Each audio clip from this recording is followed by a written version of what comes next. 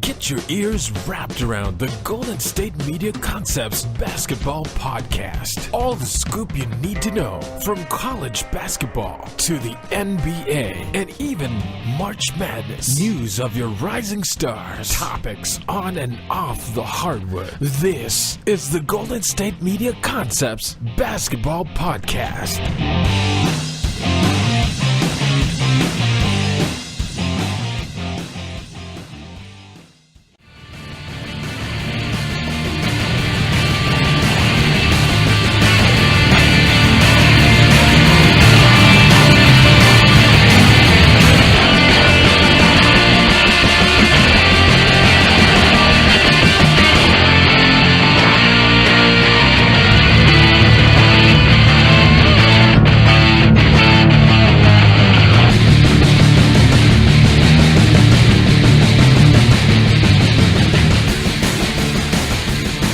Hello, everybody, and welcome to GSMC Basketball Podcast, brought to you by the GSMC Podcast Network.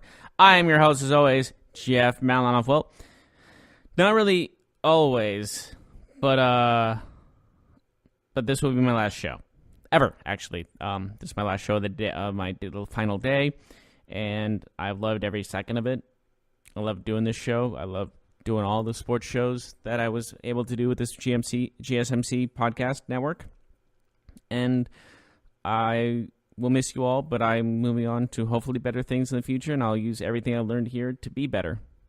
All right, on that note, let's move on to basketball. We got some sweetness in the Sweet 16, as we had half of the Sweet 16 games already happen. We had the amazing Purdue versus Tennessee overtime thriller, and we will get right on that in a little bit. We'll also talk about the games that are happening today as well in the Sweet 16, and see who will be in the Elite Eight by tomorrow. Well, tomorrow as in just like we'll know who's in the Elite Eight. And we'll talk about the NBA games that have happened this past yesterday and games today and games this weekend, as we're going closer and closer and oh so closer to the NBA playoffs, and we're all excited for it. I know I am. I know you are. But first, before we get to there, we got to get to the Sweet 16 matchups. Obviously, the first game we need to talk about is Purdue versus Tennessee. Purdue hangs on to win this game against the former number one team in the nation, Tennessee, as they beat them in overtime, 99-94. And obviously it showed that my prediction for Purdue winning it all is pretty accurate at the moment. I'm going to say they have a very good chance of making the Final Four, and as well as the national championship game. And I'm very looking forward to seeing what else happens, because we had some other games that happened yesterday. Michigan and Texas Tech was one that was discussed, but it was not for the best of things, because it's the first end of the first half was 24-16. No one could buy a bucket to save their lives, and then Texas Tech just took over the game and won by 19 over Michigan, who were, of course, as you know, in the national championship game last year. And basically they wet the bed. As Kobe Bryant loved to say, the big wet one you can't hide, or you have to watch the sheets, or whatever else he was saying. I forget how else he described it. It was a long time ago. But a disappointing end for Michigan. And Purdue is in the Elite Eight for the first time since the year 2000. And actually, in that tournament, Michigan State won the national championship that year, and Michigan State's still in the tournament this year. So could we see history repeat itself? Of course, the last time the Purdue Boilermakers got into the Final Four was in 1980. And then the last time they were actually in the national championship game itself was 1969. So obviously this is a long time in the making for Purdue, and we'll see if they can end this long drought they've had. And of course, if we want to be a little more accurate with what happened in that Final Four in 1980, Iowa was in that Final Four, UCLA was in that Final Four, and Louisville was in that Final Four. That was the year UCLA had to vacate their wins that year, and it was the They committed 9 violations that year, so they had to vacate all that. But Louisville won that, and they beat Louisville, who then went on to do that stuff earlier of last year and had to give up their recent tournament national championship. So it's very interesting to say like how history sometimes repeats itself. But of course, what I mean by that is Michigan State's still in it, and that was the last time the Purdue was in the Elite Eight. So basically, what we're looking at right now is a potential Michigan State moving on to, as they play today, actually, versus LSU. I did pick LSU to win, but, I mean, nothing taken away from Michigan State. But in all actuality, if you want the best game possible or the best final two possible that will show that this could be one of the biggest games of the year and like surpass the NBA Finals and all these other things, there's only one matchup to do it. Duke versus University of North Carolina. And I say that, and I'll tell you why. Because there's something very crucial we need to discuss when it comes down to it. There is a lot of story behind those two if this matchup happens. Of course, with Zion gone of those two matchups, UNC won both of those matchups, and then when Zion's there, they haven't beaten him. So it's a battle of like, how can they do it? How can they pull it off type of thing? And basically also with that, you're also adding to the fact of the matter is that this rivalry is historic, probably the biggest rivalry. It is the biggest rivalry in basketball. And so if that was in the biggest game of the year in college basketball, the national championship game, I don't think there'll be one TV in America that won't have that game on. That's how I see it, at least. That's how I see the potential of this going. And with all of that that's happening, this storyline just will get better and better if these two face each other in the national championship. I think it'll be the best matchup, probably the biggest matchup in college basketball history. It'll be up there. And actually, a fun fact about like the college basketball national championship game: the most viewed basketball game ever, regardless of NBA or college basketball, is Indiana State versus Michigan State in the national championship game when it was Larry Bird versus Magic Johnson in that classic matchup. More views in their Game 7 of the NBA Finals later on in their careers, and it's really remarkable to say that. Also, it was just two future generational talents just going head-to-head, Magic versus Bird, the matchup that is still one of the most talked about rivalries in basketball history. That infamous photo of, I believe it was Magic Johnson trying to box out Larry Bird is still infamous to this day. And then also when you're looking at their numbers, the second most viewed basketball game in history is like, I think it's either half or less than half of what that game was. Like, that's absolutely insane. And honestly, if one game can match that, I think it can be North Carolina versus Duke. I really do. And with that being said, I also want to add on to the facts that Zion Williamson is one of the most hyped players coming out of college since LeBron came out of high school. I don't think there's any doubt about that. And looking at that overall, how can you, like, the only thing that would make it better would be if RJ Barrett the number 2 pick in the draft was with North Carolina. That's how insane this game would be. But regardless of who's on North Carolina, that rivalry is still incredible. And so, that being said, I think we would all sit back and enjoy that. I don't think there's any doubt about that. And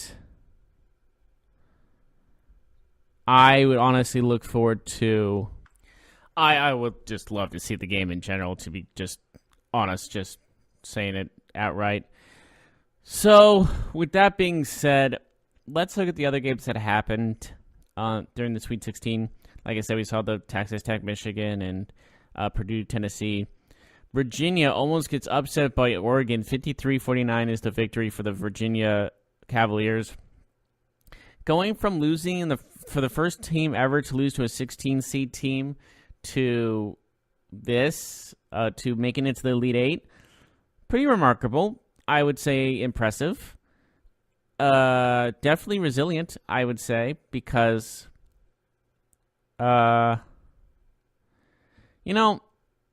think about it overall, like, wouldn't you think that after that and nearly losing to, Gardner-Webb this year, that anyone thought this would, like, they would come to make it to the Elite Eight? Because it seemed like they were destined to fail. It seemed like it was turning into a failure. Maybe I'm over-exaggerating, but it seemed the way they were playing seemed like history was bound to repeat itself. Maybe I'm wrong. Maybe I am. Who knows? But I would definitely put out there that when teams play like that so early in the tournament, they don't usually come back from that. But they did. And they're in the Elite Eight now. And maybe they can make a run, who knows? But unknown at this time. I would say we still got a long ways to go before we can claim ourselves a national champion, right? We still got some games to play. And then we got the Final Four, and of course the national championship, and then we got Minneapolis. So, Minneapolis, I mean, the road to Minneapolis is what I meant. So, the other games that are happening today are, for today, LSU, Michigan State, Auburn, UNC, Virginia Tech, Duke, and Houston, Kentucky. I still think that Duke and UNC will move on. If Michigan State and LSU, I could see either one taking that, as well as Houston, Kentucky. But we'll see how everything goes. We'll see how everything turns out. If you want to listen to my predictions, basically I said Purdue. I predicted Purdue doing it all, but my other choice would definitely be a Duke-UNC matchup. I think that would just be awesome. Even though I'm from California, I'm giddy about that game because of the hype that would have. Like, I just like hype and anticipation and stuff like that actually work. So, yeah, that's just my case on it overall. So, with that being said, we will take a short break. When we come back, we will talk about the NBA games that happened yesterday, as well as preview some of the games today.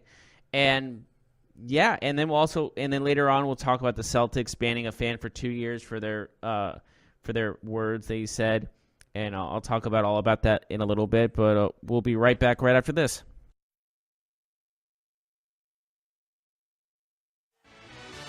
Are you looking for the very best NFL and college football podcast? Then check out the GSMC Football Podcast. Get the latest football news both on and off the field. From the NFL Draft to trades to the rumor mill to the NFL Combines, they got you covered. That's GSMCpodcast.com/football-podcast. Get updates on college rivalries, game day insights, and much, much more. It's football talk the way you want it. This show eats, sleeps, and breathes football. Don't forget to like them on Facebook and follow them on Twitter. Visit gsmcpodcast.com for more info.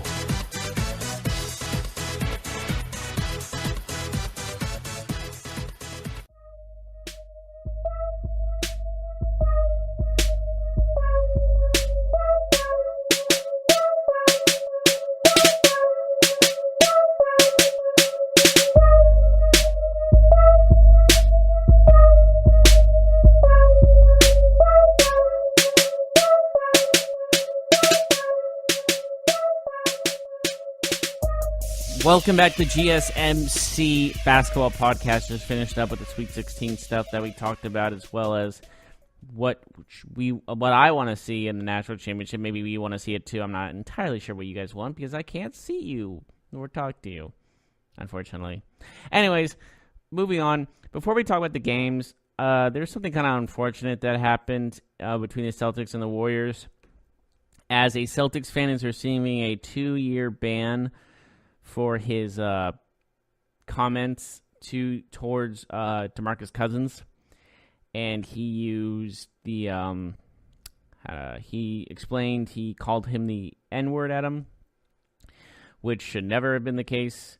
Obviously, this is not the first case of this kind of thing that's been going on, as of course you all know about the Utah has multiple fans getting banned from the arena for their comments against Russell Westbrook in particular, even to the point where I think it was the owner of the team. I think she had to go out into the middle of the court and say, "We are not racist," which honestly you should never really have to say. I understand why she had to say it, just to make that like, hey, we're not. It was a public service announcement basically saying we apologize for the behavior of these people, but that's bad if you have to go out to an arena full of thousands in national television and say, hey, just let you know, we're not racist. And it's never a good sign.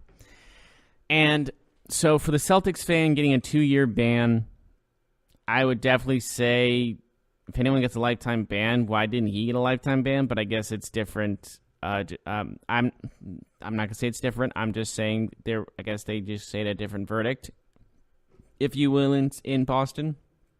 But obviously that word should never be called at someone, because obviously that's one of the worst derogatory slurs there is.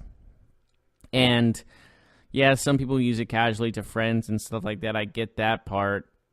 Not really. Well, not really. I don't get that part. I understand that sometimes it's not used in that sense, but using it at a stranger, basically, you don't know DeMarcus Cousins. You just know him as a basketball player. He's a public figure, sure, and you're purposely trying to get under his skin for saying that. That has no place being in the in a basketball arena nor anywhere else, in my opinion. It's wrong and it's gross. The guy calling Russell Westbrook a boy also was inappropriate. And just anything told at a player is inappropriate.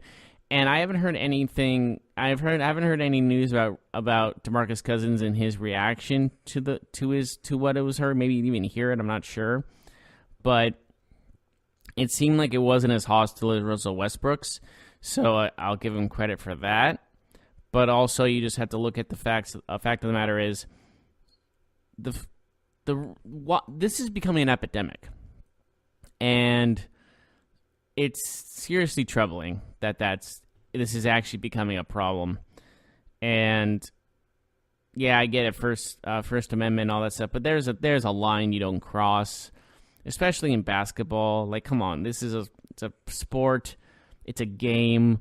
You're going there to enjoy yourself, have a good time. I get that. There's no place for that kind of language at a basketball game. That's just my total take on the matter and how I feel about it. And for this Celtics fan getting a ban, it's the right move to ban him. He should not be able to be back there, but he got a 2-year ban nonetheless. Probably won't be back there again when they play the team against DeMarcus Cousins. But regardless, the fact that this happens frequently now is bad. I stated the obvious, I know, but it shouldn't be an epidemic. This is something that we should not have a problem with, but we do. It just, unfortunately, that's just how life is right now. And hopefully we can move on from this, and maybe we won't have to hear from this again for a period of time. Maybe ever, hopefully ever again, but I'm not getting my hopes up on that because there will always be a fan that's drinking too much or pissed that his team's not doing well and takes it out and says some inappropriate things towards a player or a team itself. So moving on from that, let's move on to the games that happened yesterday in the NBA. Kings and Pelicans. Pelicans won this one 121-118. The Kings are not going to make the playoffs, even with a terrific season they've had. This is a totally successful season. I think there was their over-under was 25 wins. And they surpassed that. If they get 38, 39 wins, if they get 500, that'll be the best season they've had since 2006 or something of that nature. But I would say you expect the Kings in the playoffs sooner rather than later. Spurs beat the Cavaliers 116-110. It was when Manu Ginobili's jersey got retired. There's a lot of cool moments with Tim Duncan and his comments about Manu Ginobili, about when he first heard about him, when they drafted him, and all those funny comments, and what Popovich said about him, and just a lot of cool high character, just praising the guy because he deserved it kind of moments. So, yeah, that's my take on that, on those, and obviously well-deserved NBA champion, one of the faces of the team. It was the three. It was between Parker, Duncan, and Ginobili, the top three faces of that team for well over a decade. And, Tony Parker's still playing. He's on the Hornets last time I checked. I think he's the next one to get his number retired. I think he more than well deserves it because he was just as big a part of that team as they are. And they were the old school game, the old school guys who, regardless of their age, played better than most people in the league.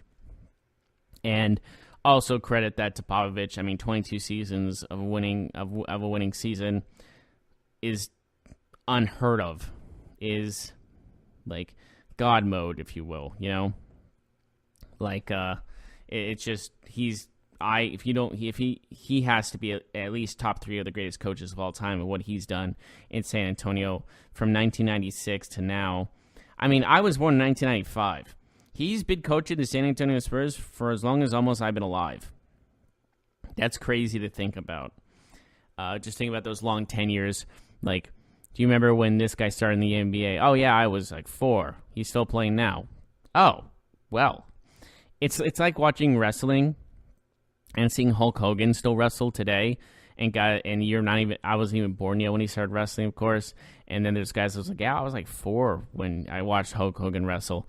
And now I have multiple kids and a job and a family. And it's just whoa, man, everyone grew up and Hulk Hogan still wrestles. I don't think he wrestles anymore. I think his spine is absolutely messed up because of the fact he kept doing leg drops, and he kept, and his back is in his spine and his hips are all just messed up completely because of that. But regardless, that's basically how it is. It's just seeing someone you grew up watching and then keep seeing them continue to be successful. It's wow, I physically cannot remember a last time he wasn't part of that team or wasn't part of that league. It is really remarkable seeing how far people have come over the course of their careers and how much they develop and how much they become successful. And Popovich right off the bat was successful.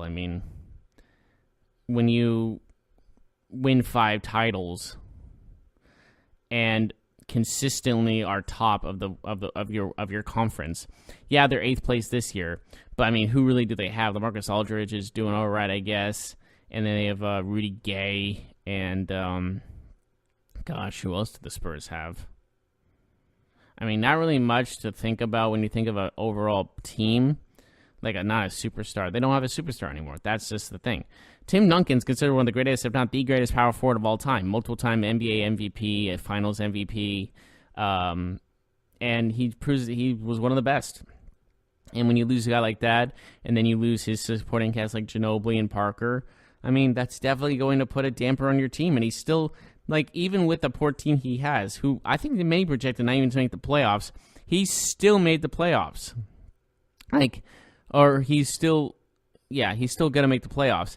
Like, how absolutely talented is Popovich for taking a team with probably the least amount of talent he's ever had on a team and made them into a playoff team? Like, it's absolutely remarkable. There's no other. I would put him at number one in my greatest coaches of all time. Like, how can you not? Like, Phil Jackson, yeah, he's up there. But, like, that's the closest guy I can think of that can be with Popovich. There's probably coaches in the 70s and 60s that were successful like Popovich. But at this day, when it comes to the NBA, adapting to new players and draft picks and losing players to free agency and all that kind of other things, what he has done with the Spurs is nothing short of miraculous.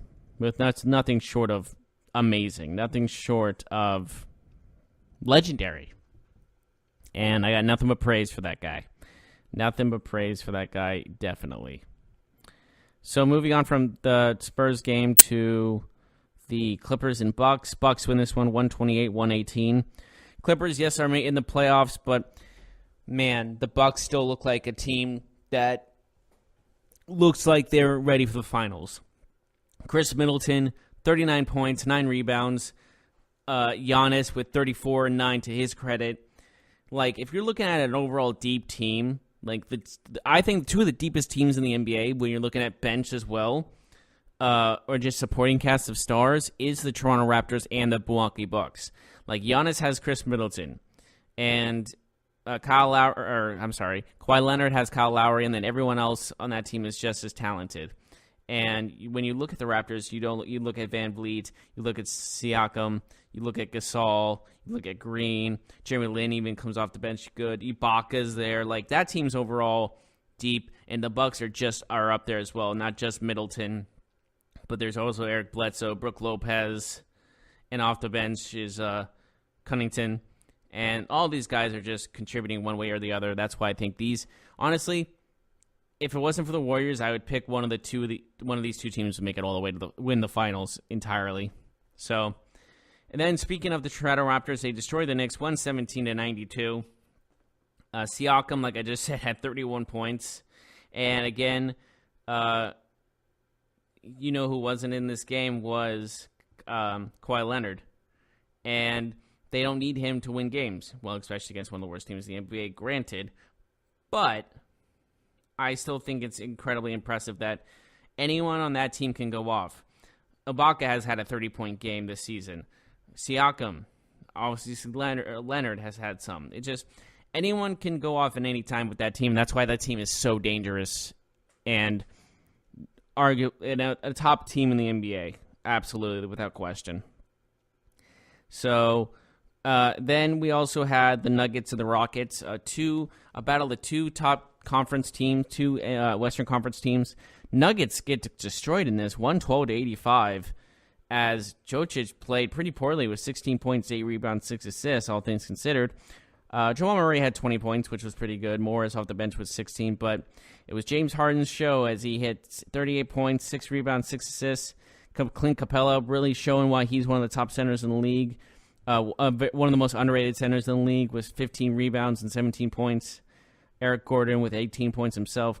Chris Paul had 9 points but 8 assists to really rack things up for them. Overall, Austin Rivers off the bench with 15 points.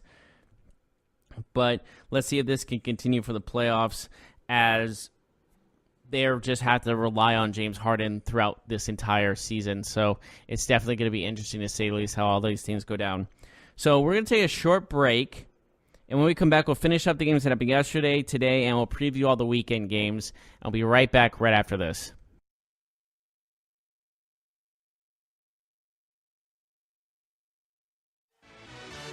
Check out the show that's built on the MMA, from the UFC to extreme cage fighting. They got the fights covered. Check out the GSMC MMA podcast. Get the latest news on past or upcoming fights. Join us as we talk to and about some of the biggest names in the MMA, past, present, and future. When it's the fight game, there's just one show to check out. GSMCpodcast.com/MMA-podcast. Don't forget to like them on Facebook and follow them on Twitter. Visit GSMCpodcast.com for more info.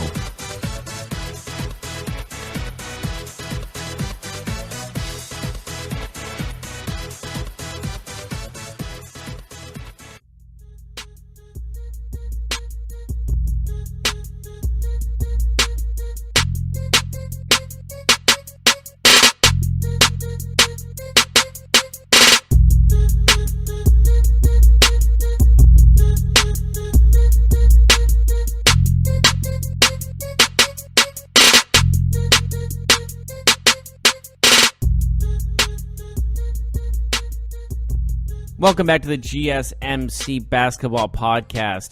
We're finishing up our talk about yesterday's games, and we're going to talk about today's games and then this weekend's games. So we left off with the Nuggets and Rockets game. Now Heat versus Mavericks. The Heat are trying to stay in a playoff spot as they defeat the Dallas Mavericks 105-99. Luka Doncic trying to stay in line for the NBA Rookie of the Year. 19 points for him. Dragic, the point guard for the Heat, had 23, 12, and 11. Just a stellar game for a point guard, triple-double. And Wade off the bench, even with 11 points to his credit. And if we're looking at the standings right now for the Eastern Conference, the Heat stay in a playoff spot. And, well, I mean, if we look at the bottom six, it's Detroit, Brooklyn, and Miami, with Orlando now behind. And I'll tell you why they're behind now, because they were ahead, because they lost to the Pistons 115-98 yesterday, and that was a tough loss to take. And so now it's coming down to the wire here in the Eastern Conference, mainly between Miami and Orlando. Brooklyn and Detroit are up there, but they have one extra win, so it's a very close matchup to say the least. There's also the Nets losing to the 76ers 123-110. And Embiid with a 39-point, 13-rebound game. A monstrous performance by him, no doubt about it. All right, let's move on to today's games. We got a potential playoff matchup between the Pacers and the Celtics. And even with the loss of Victor Oladipo, they kind of slumped a little bit, the Pacers did, but they're still hanging on to a top spot in the NBA Eastern Conference, which really shows it wasn't just Victor Oladipo, but many people thought, because people thought it was like they were like carrying them, if you will. But overall, Pacers are good, man. They're deep. They are a very consistently good team. They play well together. There's a lot of chemistry there, and it's just obviously something's working there. Something's clicking, and we'll get more, and we'll see how they can play out through the playoffs without Victor Oladipo. We'll see if they can continue that momentum going into the playoffs, and with a win, if they can get a win here against the Celtics. Trailblazers and Hawks. Trae Young still trying to fight that Rookie of the Year award against Luka Doncic. And as for the Blazers, this is a game without Nurkic, as he had a leg fracture, that gross, disturbing injury. So we'll see how that one plays out in Atlanta. Nuggets and Thunder, another potential playoff matchup. And between them two, I just think the Nuggets are the better team. So we'll see how if the Nuggets can get their 51st win of the season. As for 51 wins, the Warriors are looking for their 52nd win, as they're going to be playing the Minnesota Timberwolves, who, as soon as they lost Butler, were dead in the water. So we'll see if the Warriors can get their 52nd win and hang on to that first seed in the NBA West. And also we got the Wizards and the Jazz, as the Jazz are trying to hold on to a play. They clinched the playoff spot, but they're trying to hold up one of the higher seeds and not get dropped down low to the infamous 8th seed where you had to play the Warriors, which seems to be a complete loss if you're an 8th seed. And they're playing the Wizards, who, I mean, Bradley Beal has been on fire lately. He's been playing absolutely extraordinary. But if I'm him, I'm pretty frustrated because of all the time I'm playing, all the points I'm putting up for this team. We're still in a losing season after losing season. We've been in the playoffs occasionally, every now and again, but really not anything that you really know you can make a run with. So honestly, this Wizards team really needs to help out Bradley Beal, and I mean the Wizards franchise, just draft picks and free agency wise, really needs to build around Bradley Beal, maybe instead of John Wall. But that's again my opinion. And then also we have. Today we have the Hornets and Lakers. And, well, LeBron kind of said some things about the Lakers team that's not, he made how do I say this? He made kind of a weird noise when he was asked about the roster's team. It was basically him just being frustrated about the whole team, it sounded like. And overall, I think it's just a lot of frustration. He's not a fan of the Lakers roster experiments. He made a raspberry sound is what they call it when he thought about the Lakers roster reconstruction. So, a little immature response, to be honest, but obviously there's disagreements between Lakers and LeBron at the moment.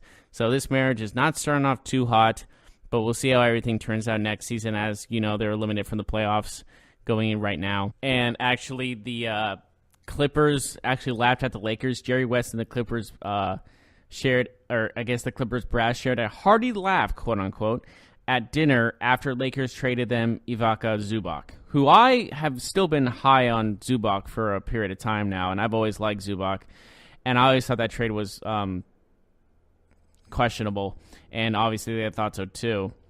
And just in general, and in the sense of what the future holds for the Lakers, if they continue trying to if they do make a trade for Anthony Davis, I feel like they're going to destroy their team more than anything else. But that's just my opinion on it. I always thought that you never really trust a team like that or trust an organization like that when they make questionable moves that they think winning now is the best thing, or they think, oh, we don't need these young guys. We just need 2 stars. We need a big 3. But in reality, you need more than a big 3. You need a bench. You need you need a young bench, or at least some young starters out there getting experience. You need chemistry, and I know what you're going to say. Oh, well, the Golden State Warriors have 4 amazing players or 5 amazing starters, and they're fine without a bench. Well, a big 5 is different than a big 3, and also they're about to lose 2 of those guys, most likely Kevin Durant and DeMarcus Cousins, and maybe Draymond Green in the process. So, honestly, don't expect the Warriors to be this big 5 dominant thing for long. I expect them still to be good throughout the rest of this dynasty, if you will. But if you're talking about just them in their 5, it's not going to be like that for very long. But let's move on from that. Let's move on to this weekend's games. We got for tomorrow. We got the Kings and the Rockets. They're about to play each other. They're playing each other in Houston, and then on Tuesday they're going to play in Sacramento. So that's going to be they're going to say, "Hey, I see you," and then you go, "You again." So Cavaliers and Clippers. Basically, I got Clippers winning that. Rockets winning against Sacramento. Celtics and Nets. If the Nets win this game, that'll be huge, no doubt, and I might prove that they belong where they are. Magic and Pacers. Magic need to win this game in order to be alive in the playoff hunt, because the Heat are playing the Knicks, which is a much easier game than playing the Pacers. So the Magic have an uphill battle, but they need to get through it in order to stay alive in the playoff hunt. Trailblazers and Pistons. For the Magic's sake, the Pistons need to lose this game. 76ers and Timberwolves. Literally nothing on the line in that game. Raptors, Bulls, same scenario. Grizzlies, Suns, same scenario. As for Sunday, we got the Kings and the Spurs. So the Kings, if they were alive in the playoff hunt, this would be a huge game, but it doesn't seem to be that way anymore. Bucks and Hawks, another game of I think it's just for I think the Bucks are just going to continue to win and hold on to that first place in the Eastern Conference. Thunder and Mavericks. Thunder just need to avoid the infamous 8 seed against the Warriors, as they need to win that game. Lakers, Pelicans, Anthony Davis and LeBron James meet up again, old friends battling it out. And, well, they're not probably going to play each other, but they're probably going to be talking and do collusion, and people will think there'll be collusion. Wizards and Nuggets. Wizards are out of the playoffs. Nuggets trying to take that number 1 seed. And then the Hornets and Warriors. Warriors are trying to do the exact same thing. I think the Hornets are eliminated from the playoffs, but I am not for certain. They're a 3-game. Yeah, I think they're done. They might not be, actually. Actually, no. I don't think they are. If I'm looking at tomorrow's games, well, let's look at the standings. Looking at that, no, they've won 4 straight. They're about 2 games behind Miami, so they're not out of it yet, but they'll need a miracle, and definitely need a miracle with a win against the Warriors. Then the Grizzlies play the Clippers. Clippers will win that one. But that is our show for today, and that is it for me.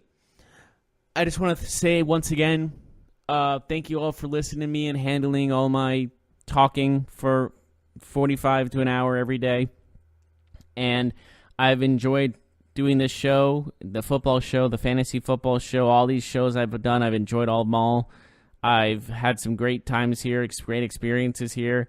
And hopefully, like I said, I'll use them for my future jobs and future projects. But even if you agree with me or didn't agree with me, you liked me or you didn't like me, thank you for listening to me. And I'm Jeff Malinoff, and I'll see you next time. But see you later. You've been listening to the Golden State Media Concepts Basketball Podcast, part of the Golden State Media Concepts Podcast Network. You can find this show and others like it at www.gsmcpodcast.com. Download our podcast on iTunes, Stitcher, SoundCloud, and Google Play. Just type in GSMC to find all the shows from the Golden State Media Concepts Podcast Network, from movies to music, from sports to entertainment, and even weird news. You can also follow us on Twitter and on Facebook. Thank you, and we hope you have enjoyed today's program.